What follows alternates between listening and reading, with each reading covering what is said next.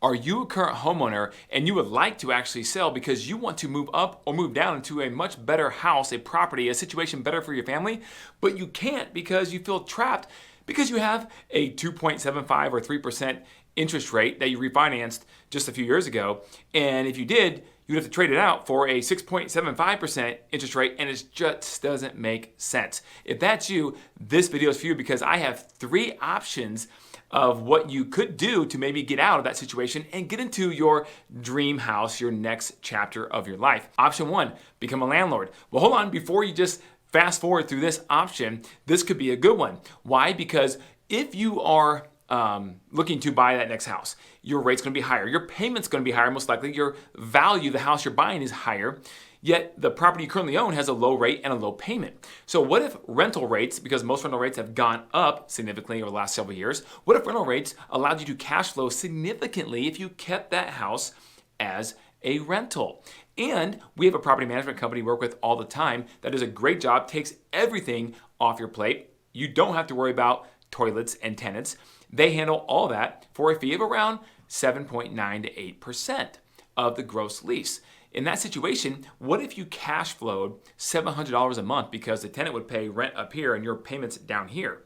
$700 a month, and that could help offset the higher payment you're going to have on the next property you buy. Maybe the next property you buy with the higher rates and the higher value of the home is about $700 or so a month more. That could offset it. And the other benefits that you get from this are building a real estate rental portfolio and all of the depreciation and write-offs that come with owning that asset as an investment house now. And of course, you're building equity because someone else is paying down your mortgage. Option 2, you sell like a traditional sell on the property. You get your equity because remember, under the capital gains exemption for a married couple, up to $500,000 of equity is tax-free. That's amazing. And you take some of that equity and you plow it right back into your next property. That's traditional thinking, and therefore you have the lowest payment possible on the next house. But what if you took half of that equity, say you got $200,000 of equity from the sale of your current house, and you took $100 and put it into the next house, and yeah, your payment was a little higher because you didn't put all of the money into the next house, but it's still manageable. And then the other $100,000 that's in your bank now, you put it to work.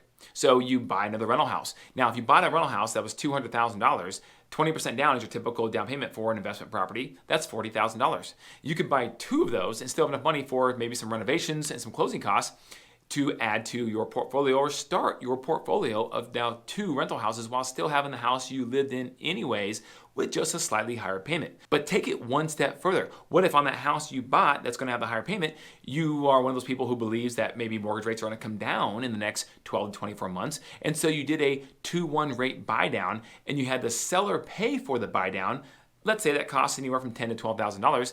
They paid for it, and instead of your rate being 6.75%, in year 1, it's 4.75%. Year 2, it's 5.75%. Then year 3, it reverts back to your 6.75 fully indexed rate. But if rates do come down, you can refinance into the lower rate if rates come down to say 5.5 or in the low 5s, hopefully some point in the next year or 2. And then you get the credit that you did not use for that buy down towards your refinance of that lower rate at that time.